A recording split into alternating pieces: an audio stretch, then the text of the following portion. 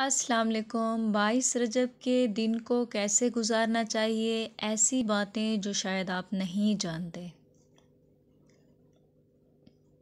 इस नज़र के कुछ मस्बत पहलू जिनकी इस्लाम तायीद बल्कि तालीम देता है। घर की साफ़ सफाई की जाती है और इस्लाम भी नज़ाफ़त का हुक्म देता है। मेहमानों को दावत देना, इस्लाम का भी हुक्म है कि घर में मेहमान को बुलाया जाए।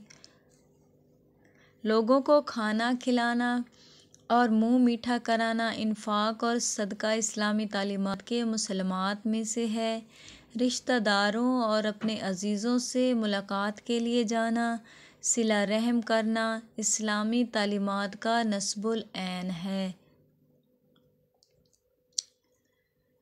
नज़र का अहम रुकन दुआ और ज़िक्र अहले बैत अलैहिमुस्सलाम है। अल्लाह से लो लगाना और अहले बैत अलैहिस्सलाम को याद करना दस्तूर इस्लाम में से है। रजब जैसे इबादतों के महीने में ऐसे नेक काम अंजाम देना मुस्तहब्बात में से है। बल्कि अगर किसी ने अल्लाह से अहद किया और इसकी शरई नज़र हो कि अगर फ़लाँ काम हो गया तो इमाम की खुशनुदी के लिए नज़र दिलाएगा, तो ना सिर्फ मुस्तहब बल्कि ये 22 रजब की नज़र वाजिब हो जाएगी। और भी मस्बत गोशा निकाले जा सकते हैं। हमें चाहिए मनफी बातों को भूल जाएं।